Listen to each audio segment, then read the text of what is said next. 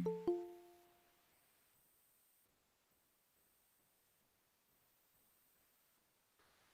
morning to all of you. Honorable President Dr. S. Biswal of this webinar, Honorable Speaker Professor Dr.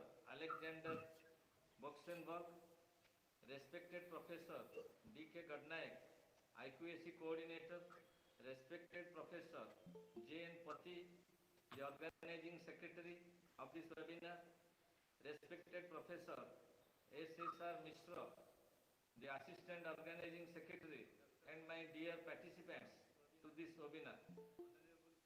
Today, Department of Physics, Indore College, is going to organizing the international webinar on the evolving universe, observations and understanding. Let me first introduce our honorable speaker, Professor Boxenberg. He is a fellow of the Royal Society of United Kingdom. He is also the honorary professor of experimental astronomy in the Institute of Astronomy of this University of Cambridge and visiting professor of physics and astronomy in University College London. He was director of the Royal Greenwich Observatory and the Royal Observatory, Edinburgh, and responsible for building the array of United Kingdom optical telescopes in the Canary Islands and running both these and the UK infrared and millimeter wave telescopes in Hawaii, while at the same time he is UK director for the construction of the two international optical 8-meter Gemini telescopes. Through the United Nations Educational, Scientific and Cultural Organization, he established European regional projects in astronomy. Underlying these, he is a physicist, observational astronomer, and astrophysicist, introducing a powerful new branch of investigative cosmology and inventing a series of revolutionary instruments for ground-based and satellite observatories, including the Hubble Space Telescope. He has over 240 publications in journals and asteroid Boxenberg named after him. It is a great honor for me to be with you, sir, in this webinar. Next, I would like to introduce our President, Dr. Dr. Sashadhar Biswal. Under his proper guidance, we are going to conduct this webinar. He has always inspired us to move ahead in the right direction. I would also like to introduce Professor Dilip Kumar Garnaik.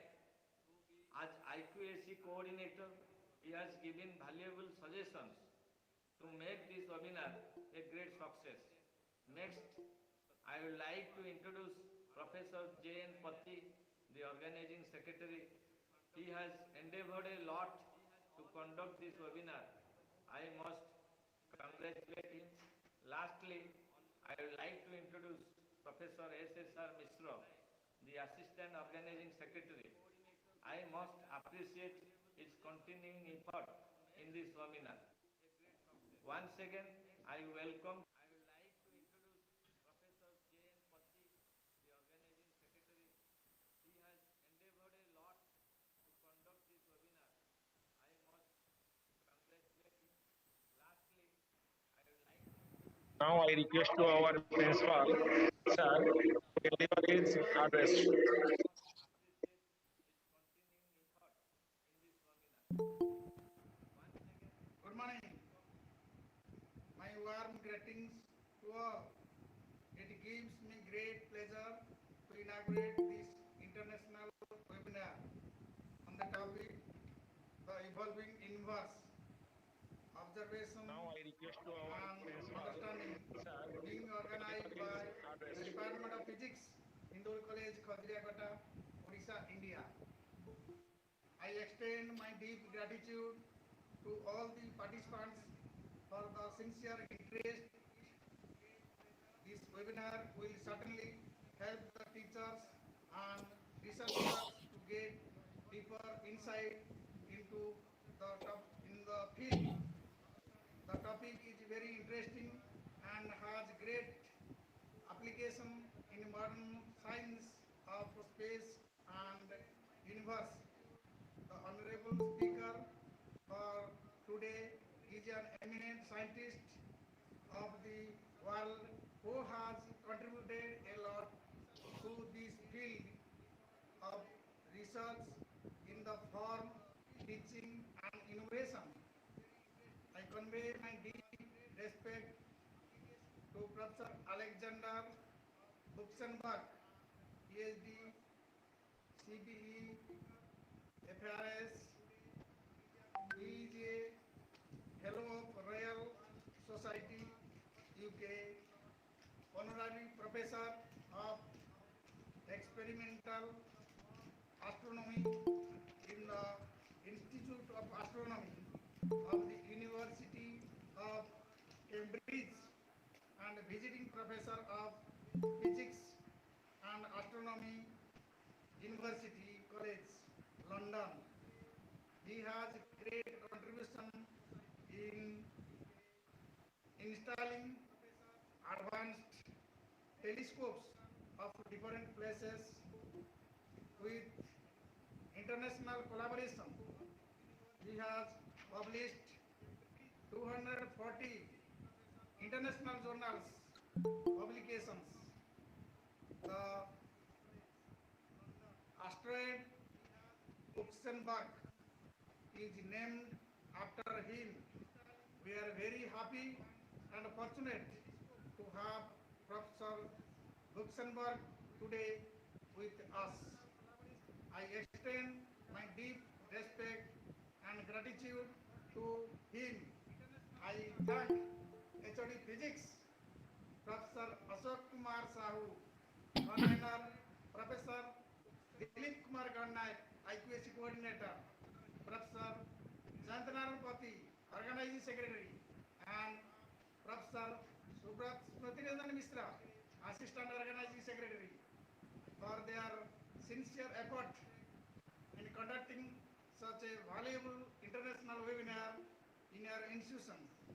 I wish the webinar a great success.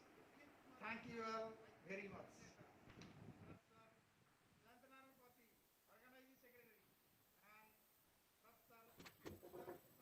Now I request Professor Dr. Alexander Buxenberg, sir. Sir, now you start your talk. In your institution, I wish the webinar a great success. Your screen, sir. Thank you all very much. Hello.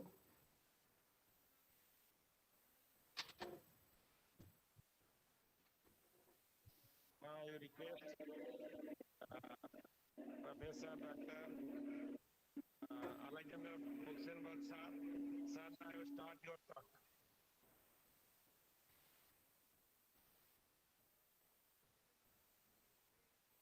Your screen, sir.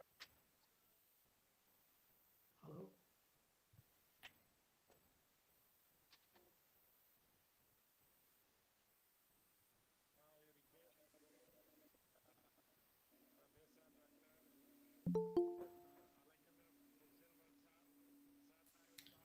Hello, everyone. Shall I begin?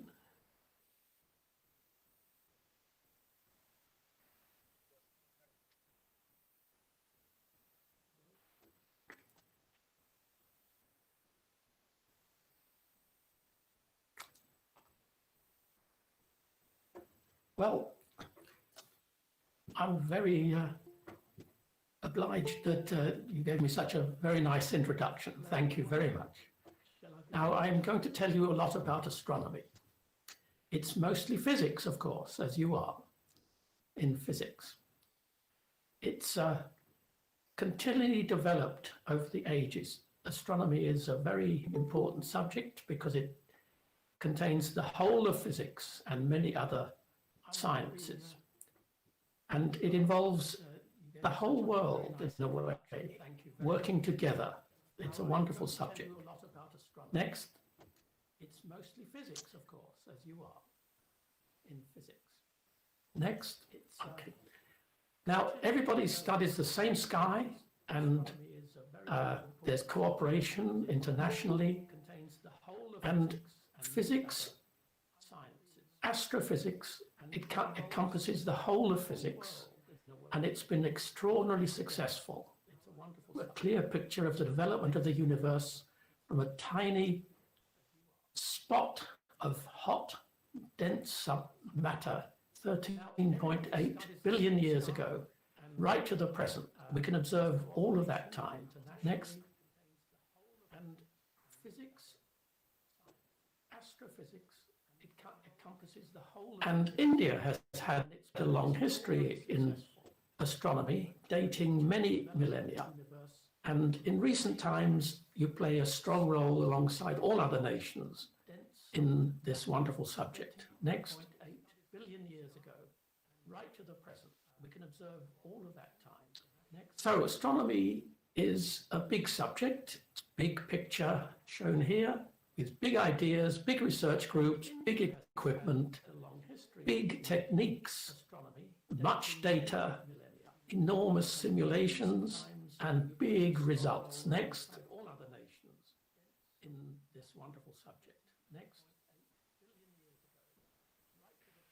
So, what methods do scientists use? Well, it's experimental or observational, and also theoretical. But the two must work closely together, because no theory is taken as proved until backed by experimental or observational evidence. So it's not two separate groups of people working, but we all work together. Next. So what methods do scientists use? Well, it's experimental. In astronomy, there's 4 methods. We record images, we make a spectral analysis, and we obtain through that the chemical species and velocities, and also mathematical modeling. Next.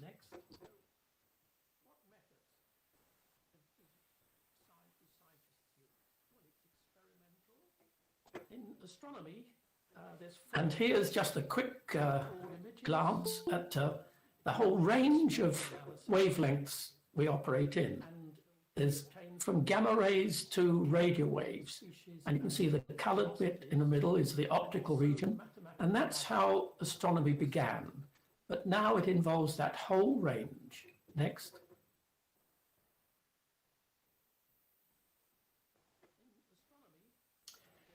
The quite important thing in astronomy is to recognize where subjects are, where objects are in the universe. And because the universe is expanding, one can tell where the object is, a galaxy, a star, whatever, from its velocity from us. That everything is moving away from everything else. So the speed of movement through the Doppler effect can be a good measure of the position in the universe of any object we observe. And this is fundamental. It's called redshift. We call this redshift. It's the change in wavelength that an object has when it's far away compared with closer, because it is moving, and that's very valuable. Next. So the speed of movement through the Doppler effect can be a good measure of the position in the universe of any The person who really made an enormous difference to understanding in astronomy is Hubble, Edwin Hubble. And what he did was to observe galaxies which were further and further away, and you could tell that because they looked smaller and smaller. And it discovered that they were moving away from us faster and faster the further away they were. This is Hubble's law. The universe is expanding, and you can see there a particular set of spectra of galaxies. And the bottom one is, you can see a small spot that's far away. The top one, it looks bigger, that's nearer. And you can see a particular spectral feature, the calcium lines, in fact, have moved and moved the further away the object is. Next. This is Hubble's law. The universe is expanding. And you can see there a particular... And here is his graph. There's points which are spread, but they make a straight line. And that was his first result. Next. And you can see a particular spectral feature, the calcium lines, in fact, have moved and moved. Here's a modern value. His was about nearly 100 years ago. This is now, and you can see there's many more points, very accurate on a line, and it's the same law. The value is 73 kilometers per second per megaparsec, and it's everywhere you look, it's the same value.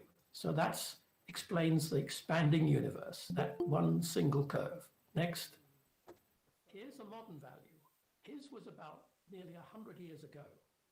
This is now. Now, did the universe start from a point and then exploded from that point? We know it was a very tiny point. Well, the answer is no. Next. And it's everywhere you look, it's the same value. So that's the word no. Next. One single curve. Next.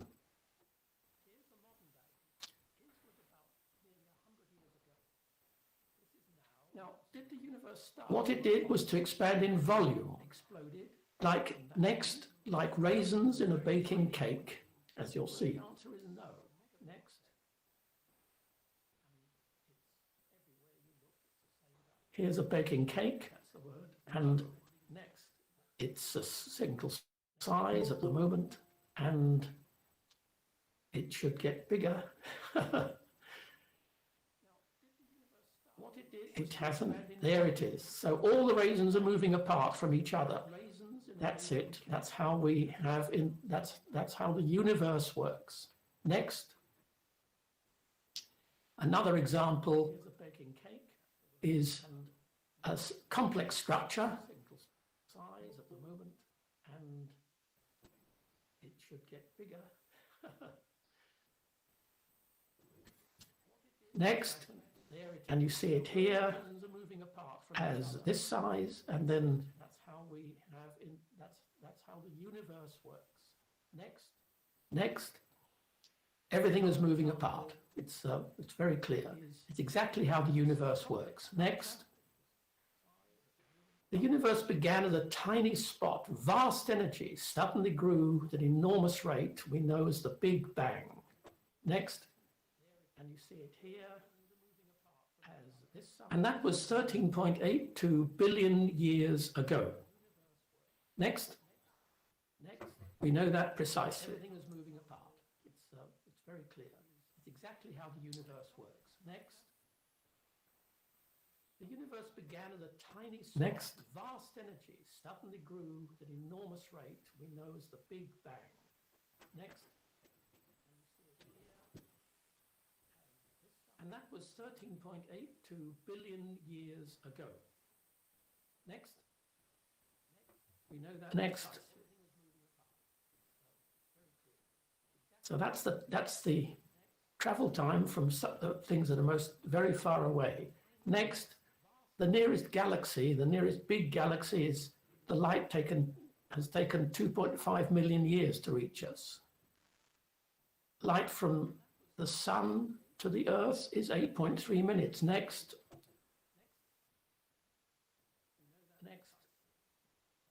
And from the moon, 1.3 seconds. Next. Travel time from things that are most very far away. Next, the nearest galaxy. So we see nothing as it is, we only see it as it was when the light left it. So remember that. Whatever we're looking at now will be a universe where things are further and further away, but further back in time. Next. The universe was very simple to begin with. 1.3 seconds. Next. It then became more complex. Now, of course, these are cartoons I'm showing. Next. We see nothing as it is. We only see and it as in some places, so remember that. It's very complex. Next. Will be a universe where things are further and further away, but further back in time. Next. Now, observational astronomy and astrophysics uses telescopes on the ground and in space. And it covers all possible wavelength regions. And we get enormous information from this, from very close to the beginning of the universe to its present time. But let's start looking closer to us. Next. And then work backwards. So the closest thing is our own Earth.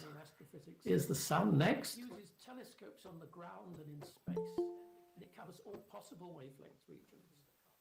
And we see the Earth. If we just move away a bit. Next. Very close to the beginning of the universe to its present time. But let's start looking closer to us. Next. And then the sun. Next. Backwards. And some sunspots there that you can see quite often.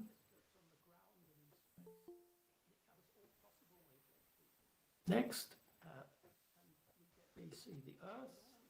If we just move on. And here's sunspot. Next, the next slides will be quite quick, so just continue, please. So that's one example of a sunspot.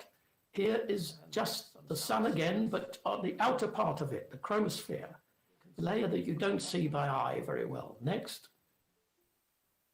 And the next slide is the corona. Much further, much bigger, very, very hot. You don't see that by eye, but you can see that with equipment. Sometimes when there's an eclipse, you can just see some of that, but normally you can't. Next. But that's our sun. The sun again, but on the outer part of it, the chromosphere. Inside the sun, it's very hot in the center. Millions of degrees, billions of degrees. And the light from the sun comes from that core, and it penetrates through the rest of the gas and then comes out. It takes a long time to do that. Next. When there's an eclipse, you can just see all stars look like that. Normally you can't. Next. So here's the Earth. Next. Inside the sun. Here's the moon. Next. Millions of degrees, billions of degrees. And that's the moon, of course. Next. Comes from that core, and it penetrates through the rest of the gas and then comes out. It takes a long time. And all the planets up to a very tiny one on the right-hand side, which is Pluto. On the left is part of the sun, and all the planets in between. We're one of the three little ones at the four little ones on the left. Next. That's the moon, of course. Next. Many of the planets have been visited by satellites. This is visiting Jupiter next. On the right-hand side, which is Pluto. On the left, Jupiter is a big planet. Next, we're one of the three little ones. And that's how it looks to us normally with a telescope. Next. But that's very close to it. Clouds on Jupiter next. Jupiter also has moons. The planets have been visited by satellites. There's four big ones next. Visiting Jupiter. We have one, of course, our moon. Yeah, this has four big ones, but also many small ones. Very many. Planet. Outer moons of Jupiter next. And that's how it looks to us normally with a telescope. But that's very close to it. This is Saturn, the rings of Saturn next. Satellite went close to that. And you can see the rings in the next slide. We have one next, very much better. And you can see from here, next, many small ones. Jupiter always has a moon. There it is, next. And the satellite went close to the moon as well. There it is, surface of Saturn's moon, Encelada. Next. Satellite went close to that. And you can see we come to Mars. The rings in the next. Now, as you know, Mars has been visited, and recently it's visited again. But this is Mars lander, so a previous inhabitant, next, looking over a hill on Mars. And this is part of Mars, and some mountains in the back. Astonishing. Next.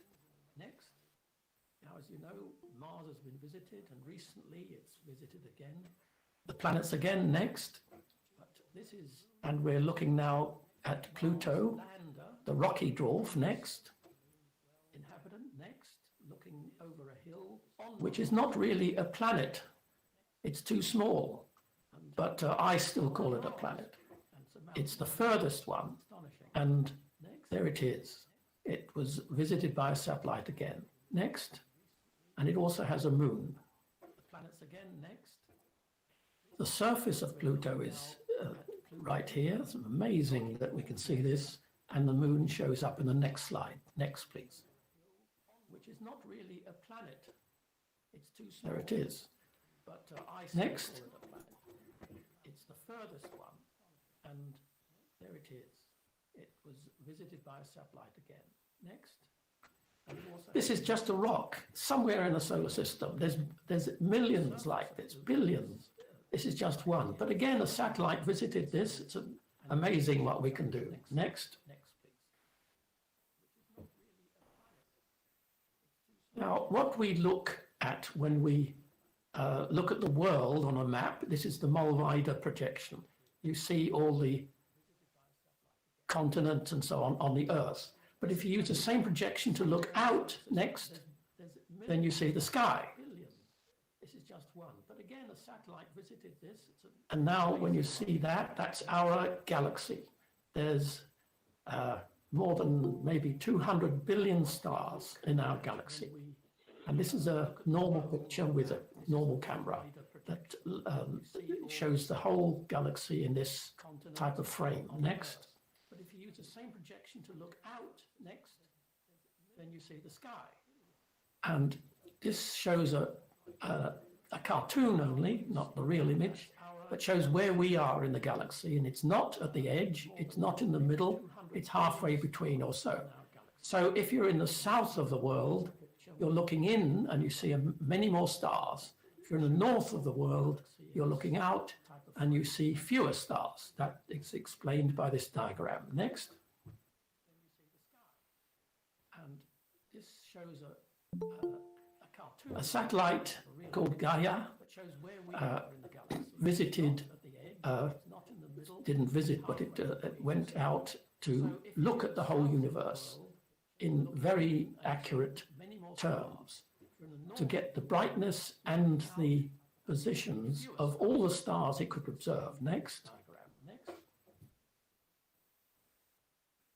And here's a picture of 2 billion stars. Remember, That's about 1% of the stars in our galaxy from Gaia. Each one has been detected separately. And you can also detect the distance using parallax. As you know, as the Earth goes round the sun, it moves round. And when you look at any star, it is moving in the sky because we're moving. And you can tell how far away it is from this geometry. So those stars next in our galaxy seen by Gaia have the positions and the brightnesses. Now here's a well-known group of stars, the Orion Nebula.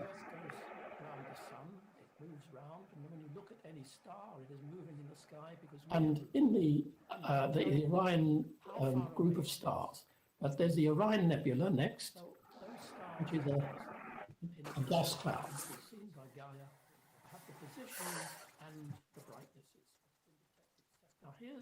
And this is a close-up. It's gas, next, but it's active gas. And in it, you see these things. Now, these are the beginnings of a solar system as we have, with other stars. The black regions around them as dust, that'll turn into planets. So you can see the evolution of what we have as the sun and our planets, with those cases where new ones will be forming. And that happens everywhere in the universe. Next. So there's a continuing production of galaxies. In this same Orion group of stars, there's a red star next at the top. Now that's a very big star, as you can see. It's red and big. Its size is much bigger than the Earth's orbit around our sun. So when our sun, which it will, turn into a red giant like that, we will be inside it. Even outer planets, further planets will be. That'll be in about 5 billion years. So we still have a little time left. Next. Now that's a very big star, as you can see. It's red and big. Its size is much. A satellite called Kepler, next, was sent up to look for planets in other stars. Here it is. Now on the right top, you see a big thing, looks like the sun, but actually it's a star that I've made very much larger. And you can see a little black spot going around it. That's what the Kepler Space Telescope can see. Next, and it observes planets moving around stars. Next, was sent up to look for planets in other stars that give a signal like that.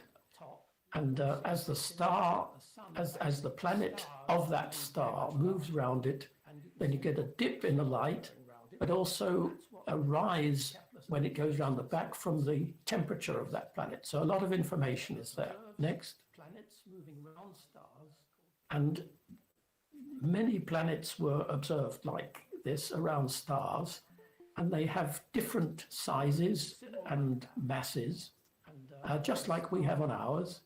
Now we're in the rocky planets range down the bottom, the yellow part, but our planet is within that range in our case. But there's hot Jupiters, hot gas giants and so on all around us, all around those stars that show signals of planets. So there's a wide range, but next, it is possible that there are planets on these other stars where we, or at least some people, could survive. You can see those in the middle there. Above the central part, it's about the same gravity as on Earth. They have about the same gravity as on Earth, and they therefore could have people living there. We just don't know, of course, but there's opportunity for it. Next. It is possible that there are planets on these others, and this is all over the universe. So back to this, we're looking at different wavelengths. And next. It's about the same gravity as on Earth. They have about the same gravity as on Earth. The trouble with the different wavelengths is that the atmosphere doesn't let you look at them. except for around the visible, the infrared, and in the radio region. But of course, we have satellites, as we've already seen, so we can get above the atmosphere. But without that, we wouldn't be able to see enough to understand the universe. But now there's many satellites. Next. The trouble with the different wavelengths is that the atmosphere doesn't let you... Also, place on Earth. Some places on Earth are better for observing the universe than others. In the UK, you can see a lot of light from civilization. In the Canary Islands, down the bottom, not much. We had telescopes in Britain, but they were no good. We moved to the Canary Islands. Next.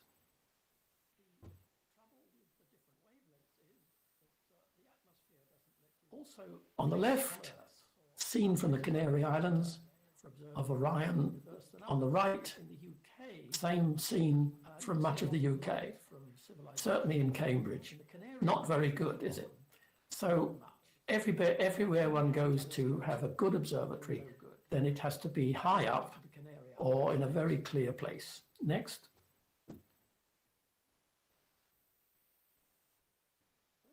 On the left. Now this one is in the Canary Islands. Next. And a set of telescopes which were built from Britain.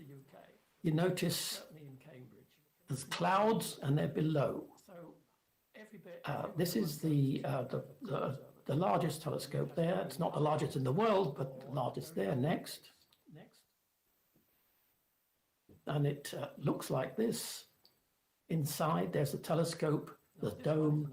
There's a gap in the dome which moves round, which you look at night, but the telescope's protected from wind from that dome. Next. There's clouds and they're below. We'll go quickly through the next slides. The largest telescope there. That's how it was being built. That was the dome.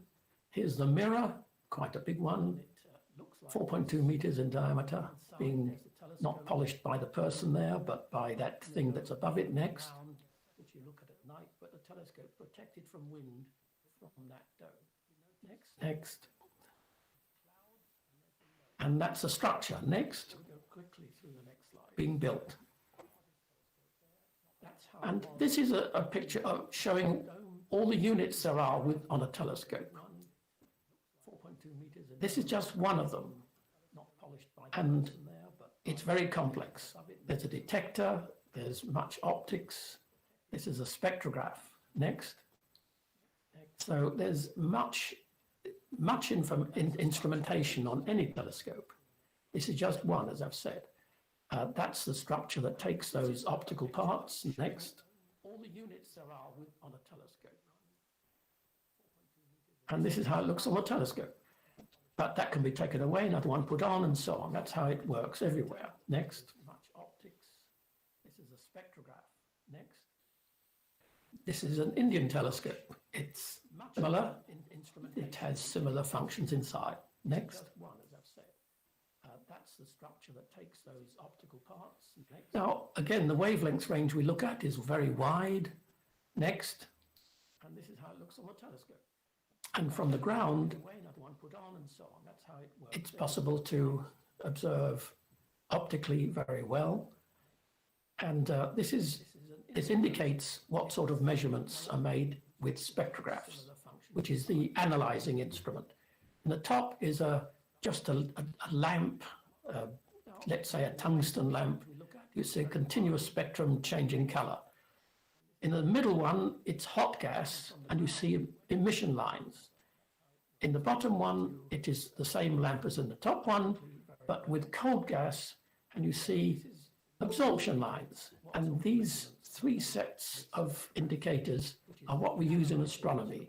Next. Is just a lamp.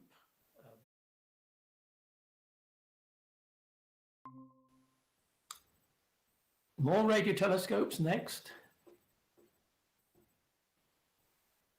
And here are very special ones, your radio telescopes, not giant meter wave radio telescope, and close to Pune.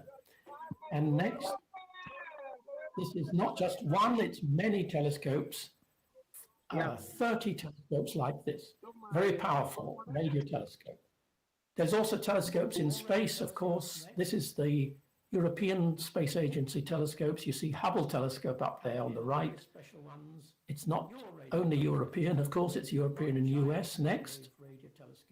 And the US has many telescopes in space. Here's just 4 of them. Hubble there is one. Next, 30 telescopes like this, very powerful. And here's your telescope, India's AstroSat. And it was planned to be up for 5 years, and it was 5 years. And it's a very powerful one, and it did a lot of work. Don't need to read it all, but it was in many wavelength ranges and very well done. Next.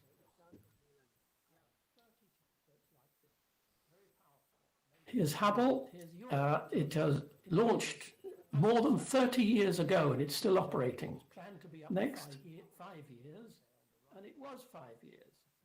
And it's a very powerful one, and it did a lot of work. And that's what it looks like roughly inside. There's a telescope on the left part, and then instruments are on the back and the behind. Next. One of the instruments is oh yes, more than 30 years ago, astronauts could service the telescope, put new instruments up. Next, but now there's no more visitations. And here's one of the instruments, the faint object camera.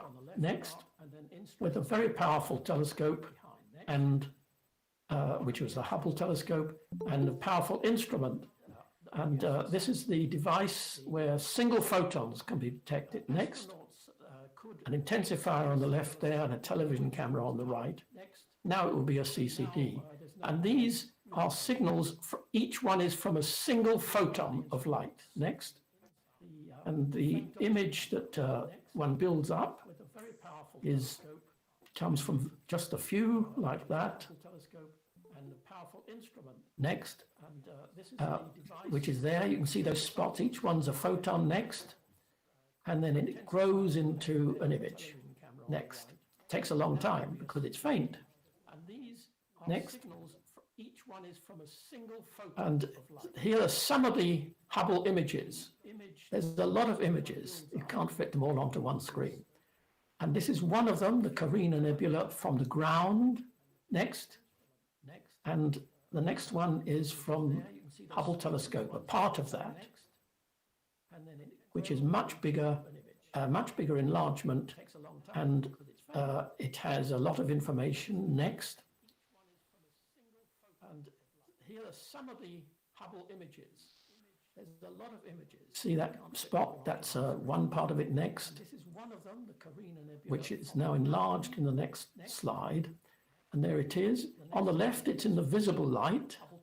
It's a range of gas, really. But on the right, it's infrared, and you see inside it, there's stars. So there's many stars being formed all the time. Next. In these gas clouds. These are all in our own galaxy. Here's another one, the Eagle Nebula in the middle. Next. Enlarged again. There it is. And there it is. It's a lot of gas. Next. And called the Eagle Nebula because it looks like a set of eagles. And there you are in the infrared. You can see inside many stars. That's where they're all being produced. So everywhere there is a dust and gas. Next. And in that dust, there's stars near the surface of this gas cloud. You can see very blue new stars, only about 1 million years old. Now, this picture, Hubble image, only Hubble can do this, has galaxies which look big, fairly big in there, and there's also some very small ones, but they're small because they're so far away. And they are enormously distant. The light travels, of course, at a finite speed, so we can see the very distant galaxies as they were a very long time ago. And Very clear, even so. It takes a long time to get this image. Next. So the idea is, as shown in this cartoon, there is Hubble on the left. The universe is expanding, but the further away you look, the earlier is the universe in your view, because the light has taken so long to travel to us. And that picture you just saw went to the extent called the ultra deep field, which is within about 500 million years after the universe began. And we are nearly 14 billion years later. So there's an enormous part of the sky in the distant past observed by Hubble in that single image. Next. It's an astonishing picture. Which is within about 500 million years after the universe began. And what one can find also when one looks at those things is that there's many small galaxies in the past. They join up and form bigger galaxies. Our galaxy, the Milky Way galaxy, has been formed like that. Now, there's galaxies in the whole universe, as I've said, and if one finds a very bright object we call a quasar in the universe somewhere, it can be very far away, and that can be used to show absorption lines from galaxies and the gas between galaxies in the whole universe. And here's one picture below, a spectrum, where the lines there are mostly hydrogen, which is the free gas in most of the universe, and also some deeper ones, broader ones from a galaxy or two in the way. And that galaxy also shows on the right, not just hydrogen lines, but also metal lines, like calcium, potassium, iron, and so on. And so the analysis can be done spectroscopically when there's a background quasar, which is a very bright internally generated light, in some galaxies, and it's a light source that allows one to see the rest of the universe in between that object and ourselves. Next. Spectroscopically, when there's a background quasar, which is a very bright internally. And here's just an example of, say, 3 clouds in the way, maybe galaxies, between a quasar on the left and us in Hubble, let's say, on the right. And you can see in the left-hand one, there's one line. In the next one, there's that line plus another due to the second cloud. And the third line, it's more 3 lines due to the third cloud. That's how we can see what is existing in the universe very clearly. Next. And most of the work is done in that method, using spectroscopic methods. Next. There's that line plus another due to the second cloud. And the third line, it's more 3 lines due to the third cloud. That's how we can see. And here's some example of hydrogen being observed. At the bottom, it's very far away and it's very dense. Nearer, it's very minor because the gas is hotter and the hydrogen is ionized. Now we see dark matter in the universe. Next. And what it does is to bend light. Now here's a cluster of galaxies, and you can see those streaks in the sky there. They are due to a galaxy behind this cluster, which is massive, and the light is bent by gravity. Next. Now we see dark matter in the universe. Next. This is a very powerful method. The galaxy on the left is there. It's behind that cluster, but we observe it as if it came from up the top because that light has been bent. And so those images that you saw, like this one, that ring around is really a galaxy behind that. Now, how can this happen? Well, it's because gravity is very strong, but it's not strong enough with just the atoms. Next slide. It requires much more mass. This is called dark matter. Now, dark matter is everywhere in the universe. Next. Now, how can this happen? Well, it's because dark matter can be considered like the base of the mountain, with snow is our matter. This is baryonic matter. just an example of what it can be, but it's not, of course, like that. It's all mixed up, but this is just an example. And here's an indication of matter and or dark matter and ordinary matter. Is gas is emitting light, X-ray gas emission in red shows hot gas brought together to a halt by the collision of two galaxies.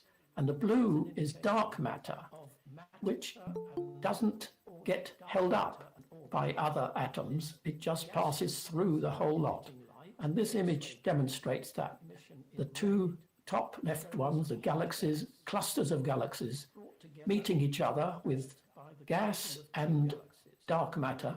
In the middle one, they join up, just as in that picture you saw, approaching that, where the ordinary matter clashes together and stops, but the dark matter penetrates, as in the bottom slide, and you can see the dark matter has gone right through, whereas the ordinary gas has been brought to a stop. Next. And that demonstrates this image. And this is seen in many places. It demonstrates that there's much more, that's the real world, and the blue is the dark matter that has passed through, and the red is the ordinary gas that's been brought to a halt. And this is many galaxies presenting all that gas, not just one, but it demonstrates dark matter. And the dark matter, next, is required to produce the galaxies. Without that, the galaxies could not be formed. And in this picture, you see what the universe is made of at the present.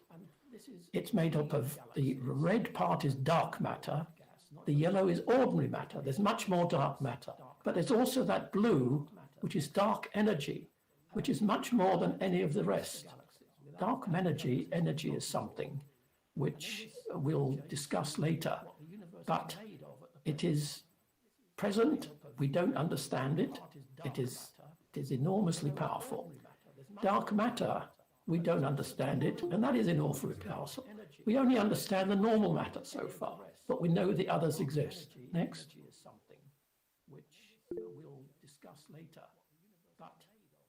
So here's the center of our galaxy, next, and that region in box, enlarged in the next one, is there, that whole picture, and that little box enlarged in the next one, next. It's closer into the center of our galaxy, and in the center there is a black hole, but it's only a little one. A black hole, 3.6 million solar masses. Next. But it can be observed. Next. And across the universe, stars are the most fundamental objects. Here's a big cluster. Enlarge it, and you can see those stars. And these are all in the Milky Way, our own galaxy, and it's everywhere where you see next bright regions like that. They're generally many, many stars. Here's another one with stars where they've evolved. Next. They're older stars, redder because they're older. And all stars make the universe work. It's a key process. Everything that emits light is somehow connected to stars. Next. So how do stars form? That's the key to understanding it. On the picture here, we have little stars, the red ones. They last for an enormously long time. On the right, they're much bigger stars, but they last only for a short time. And the ones in the middle range of these five, our own sun is there, and that'll last for about 10 billion years. It's about halfway through its life. And the whole range of stars is very complex, but we understand them. Next. This is a remarkable picture.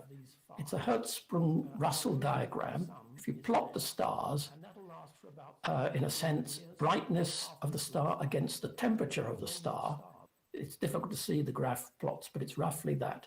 it comes not just as a scatter of light, but in this remarkable pattern. Next. This is the Hertzsprung-Russell diagram, and it's just now a cartoon picture. But that line that goes from the top left to the bottom right, most stars begin on that process, but they come off it as they evolve. And that cloud above is hot stars, bright big stars go to there, and the sun, our sun, will enter that range when it gets big, which will be in 5 billion years. And then it'll go round and round and down to the bottom to become a white dwarf, a tiny remnant. That process works with all stars in different ways, but in that process, it's the same. But for massive stars, it takes a very short time. For minor stars, they generally just stay where they started. Next. But we understand these very well. But what is happening in a star? On the right is a star, a massive one in this case, and that little spot in the middle is where all the action is. On the left is an enlargement of that, and you see many layers. It's where all the elements are produced, starting from hydrogen, then hydrogen to helium, helium to carbon, and so on and so on and so on. And all the elements are produced that way. Next. In all stars, but in the massive ones, it's more complete. And when eventually it gets to iron in the production, the iron, when it collapses, doesn't get hotter, it gets cooler, surprisingly, or it doesn't get hotter at least. And then there's a sudden explosion, a supernova. This is only in massive stars. The sun won't be like that. So this is a picture showing star-forming nebula to begin with.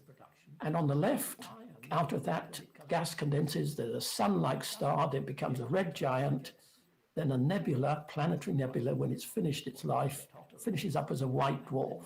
On the right-hand side, massive star becomes a red supergiant, but then a supernova.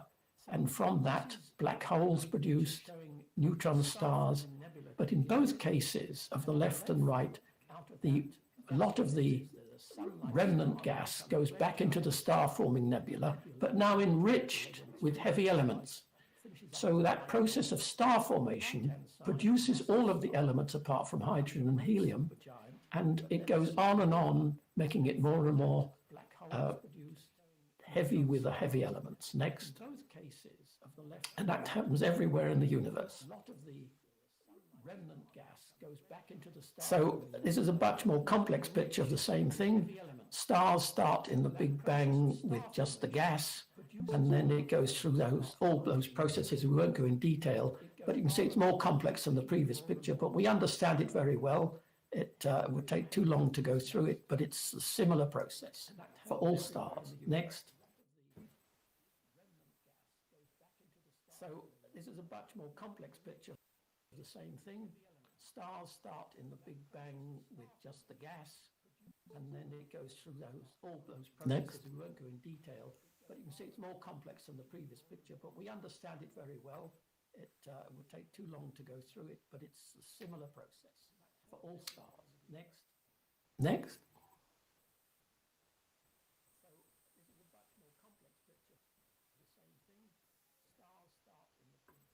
Is there a problem?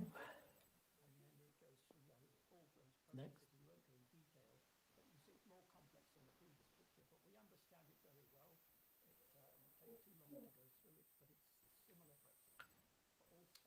Next, please. Next. Okay, so these are sun-like stars, which have then got into become planetary nebulae. It's in the explosive state, but it's a gentle explosion. Next. These are sun-like stars. But this is slightly more violent. Next. This is the end of the life of the star. The next is supernovae. There's a massive star now on the left, and it's blown up into a very violent end-of-life supernova, which makes it brighter than the whole galaxy that it's in. Next. gentle explosion. Next. This is the remnant of the supernova. Very much of the heavy element production is done in this method. It's a sudden explosion. Next, as it gets older, all those elements that it's produced there go further out into the galaxy. And so these are enriched regions, and that's how the elements in the general gas get fed by new elements and more production. Now, this is the Crab Nebula, one of the best studied objects in the sky. It's had a supernova that was a star and it's blown up. Next. And when one looks at that in detail, in the center there is where it all began, this sudden explosion. Next. And this is just the gas. And that on the top right is what you just saw. The others are in different wavelength regions. And on the bottom, two right ones, these are very compact, but it's high energy and X-rays. And it shows that the supernova, that shows the supernova event in the middle there. And that's where the explosion occurred. And the rest is the gas just expanding. Next. And this happens with massive stars, all of them. And that's where the elements come from that are sent into the rest of the galaxies in the whole universe. So the nearest galaxy to us that's big, that's Andromeda on the left. Next, please. And it shows that the supernova is here. Next. And with our telescopes, we can look closely in it. And it shows that Andromeda is just like our own galaxy. And that's where the elements come from that are sent into the rest of the galaxies in the whole. Next. So the nearest galaxy to us that's big, that's Andromeda on the left. Next. And these are stars in Andromeda, just like in our case. Here's another spiral galaxy. Next. Dust you can see in the arms. And here's another one edge on, the dust. Next. Andromeda is just like all galaxies have dust. There's Sombrero Galaxy next, which is a very gentle looking galaxy. But if you look at it in the infrared, that same galaxy, you see the dust. And dust comes from the stars. Next. Galaxies also interact. If you were in one of those galaxies and you were hit by the other, your own star wouldn't notice because there's so much gap between the stars. Next, it's another case. So this is happening all over the universe, and this happened to produce our own Milky Way by collisions of galaxies. Some nice, pretty, nice geometry to see here, but it's the same process. Next. Galaxies also interact. Now, there's active galaxies. You can see on this one next, there's a lot of stars, the fuzz, but there's a jet. Next, that jet comes from the center. And in the center is a black hole. Now, that's just a cartoon, this, but demonstrates there's a black hole there and the jet comes from it. And the black hole is produced by collapsing matter, next, which happens in massive stars only.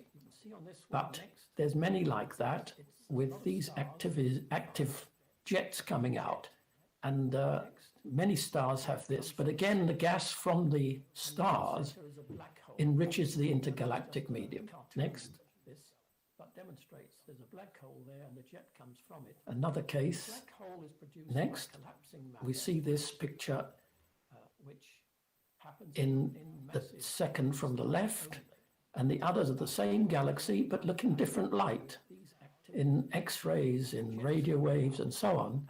And they all look different. So without having these other wavelength ranges, we wouldn't be able to understand what we see in the sky from just the ground. Looking at pictures like the white one there, because all the rest tells us about the physics. And it's through this method with space satellites and radio waves as well that we've discovered much about the universe that we could never have seen before. Next. And they all look different. So without having the center of our galaxy, next, we wouldn't be able to understand what we see in the sky. We've been through this again. Next. And next, and just demonstrating that if the Earth were a black hole, that's the size it would be. 6,000 million matter. And now here's a picture, which is of course a cartoon, but from what we know, how the universe began on the left, a tiny volume, and then it inflated and became very hot at the beginning, then cooled, and stars and galaxies formed. But at the same time, the universe is expanding. It expanded very rapidly at the beginning, then more gently, slowed a bit, and now is expanding again. Next. The universe began on the left, a tiny volume, and then in a tiny fraction of a second it began, and then formed some gas which we can observe after 380,000 years. You see the date there. At that point, we can observe it. And the early universe was extremely simple and small, extremely small. Next. And then, as you see on the left there, but then it expanded to the big size we are now. But in that process, there's much physics, which we now understand very well. Next. At that point, we can observe it. So here's a picture of the beginning part, minus 10 to the 43 seconds, roughly, and it began suddenly to expand. Then it expanded more rapidly and then more slowly, and it goes up to a place where matter has become dominant. And that's about 10,000 years after the Big Bang. Nuclear processes began after 3 minutes, as you can see, but then the matter began to dominate, and that's the final stages where you can see the galaxies. So we understand that whole process now with our physics and observations, and we can observe. Next, please. Next slide. We can observe to a point where, firstly, I'll mention that to produce any galaxy production, have any galaxy production at all, it has to have a particular range of expansion, in speed of expansion. If it's too slow, it will recollapse. If it's too fast, you'll never produce anything. So our universe has only become possible because it's in that blue range. Now, on the right we already seen that, how it's made up, where there's dark matter, 23%, and there's dark energy, 70 or more percent, and there's only about 5% of matter. That's in the present. But if you go back to near the beginning of the universe, 300,000 years ago, 13.7 years ago, there is much more dark energy than much less dark energy, I should say, and you don't see it then. It's only when the universe became about the size that it is today that dark energy has become dominant, but dark matter previously was dominant, and that has changed as the universe has expanded. It's a process we understand, but of course we can't observe. Next. Dark energy. Now, the universe is 13.8 billion years old, and it contains light emitted by distant stars, galaxies, and matter spread between them. Major source of information of how it was very early is the cosmic microwave background. And due to the expansion of the universe, we see this early light covering the whole sky, but in the very far distance, in time. Next. What you can see then through this satellite, Planck satellite, next, what you can see then is major source of information. This. Now, this is how the Earth, sorry, I beg your pardon, the universe looked then. And what you can see is slightly different coloration, but this is a picture where the light has been expanded by a very large amount. And next slide. This is how it's observed. This is 380,000 years ago. And you can't see much structure, but if you expand it by 100,000 times, there it is. That's how the universe looked at 380,000 years old. Those regions produced galaxies. This is a ground-based telescope, next, and it takes pictures of the sky of galaxies. Now here are 1.2 million galaxies at half the age of the universe. And you see that pattern of structure. This is one slice through a map. It's done the whole sky. It's an amazing telescope. Next.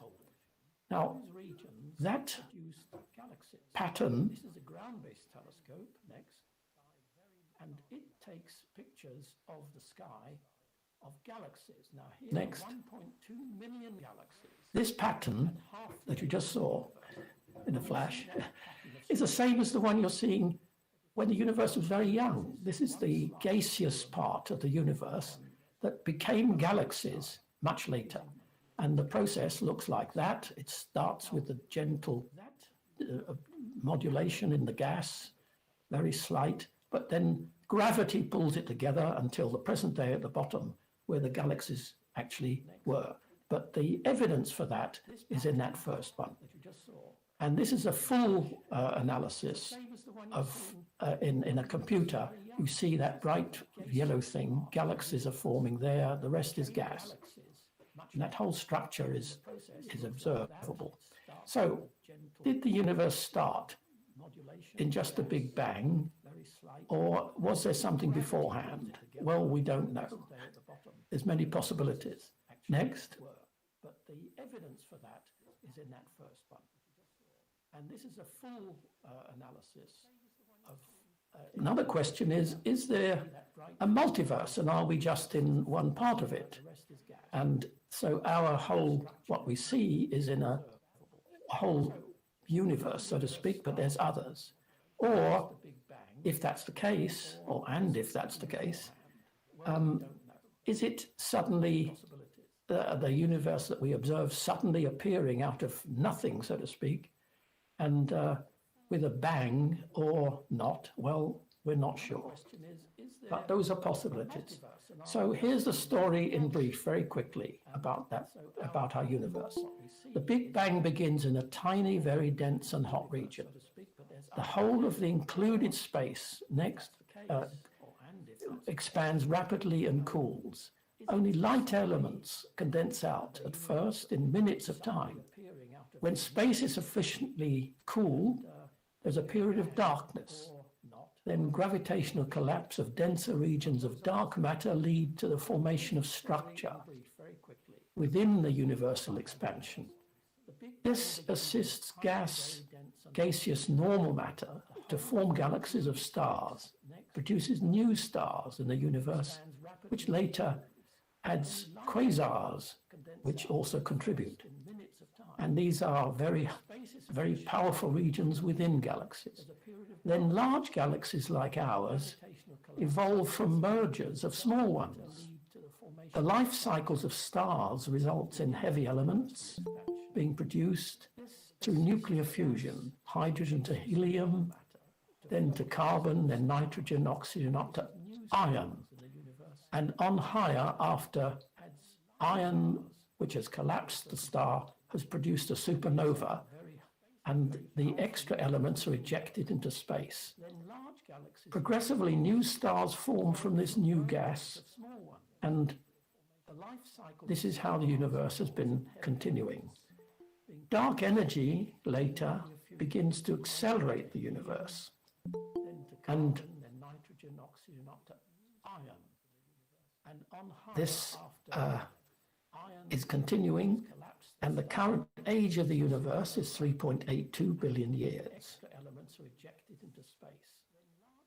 Progressively new stars form from this new. Question is, did this anthropic universe, in other words, producing life, burst out within a quantum multiverse? We don't know. But anyway, and that's the end. Thank you. This is continuing, and the current age of the universe is 3.82 billion years.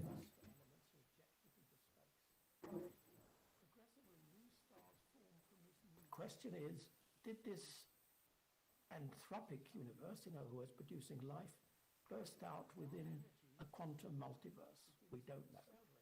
But anyway, that's the end. Thank you.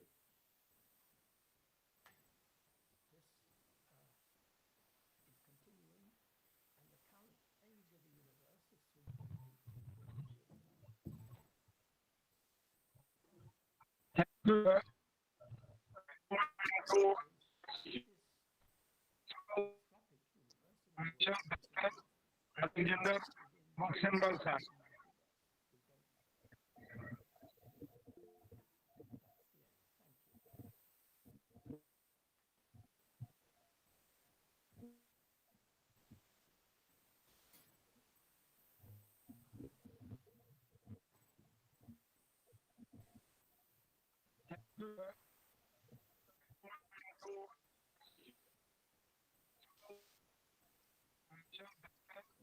Alexander Boxenberg, sir.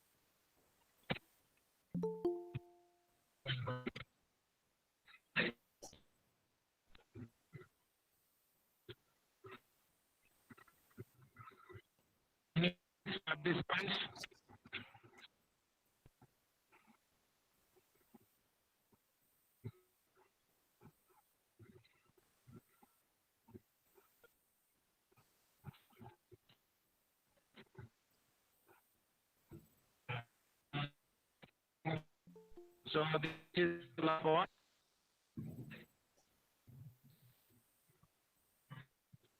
Now, the last one, right participants, the moment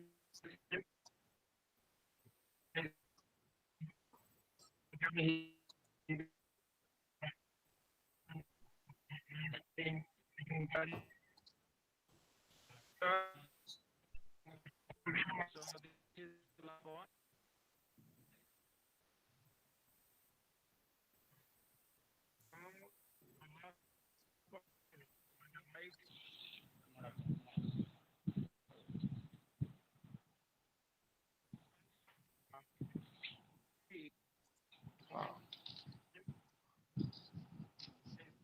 I convey my heartfelt gratitude to our eminent Chief Speaker, Professor Alexander Buxenberg, sir. Sir, many thanks, sir. Sir, your presentation is excellent and very simplest manner, and everyone can easily understand that. So, sir, again, I thank you, and I thanks to I convey my heartfelt gratitude each participants who joining and encourage us. So I am thankful to each participants, students, and our organizing committee. I also thank to our principal sir who cooperated us. Again, I thanks to our chief speaker sir. Sir, I am grateful to you, sir. So this is okay. Now it is closed. And I thanks to each participants who joining and encourage us.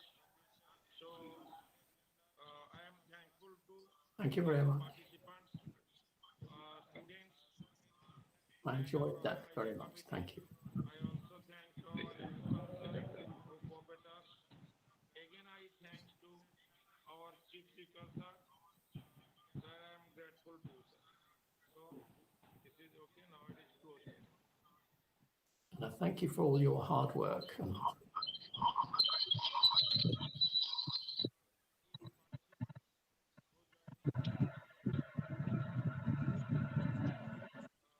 thank you very much. I enjoyed that very much. Thank you. Thank you, sir.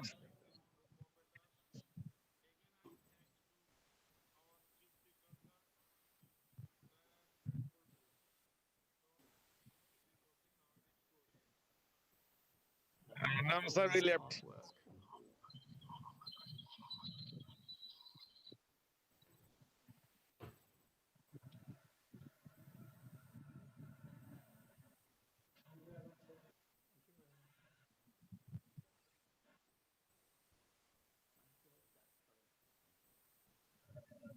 Thank you, sir.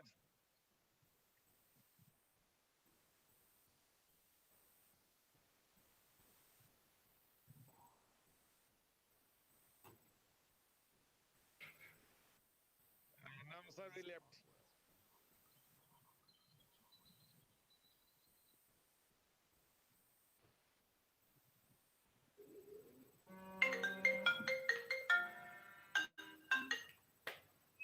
Oh, Jayanta, hello.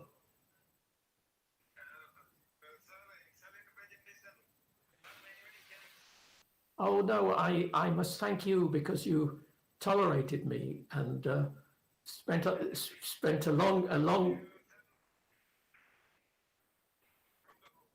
Okay, I'm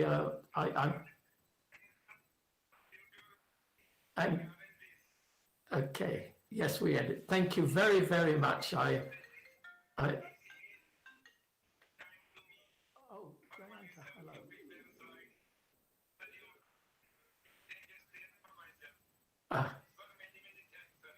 And I must thank you because okay, very many thanks to you too for being so tolerant. Yes.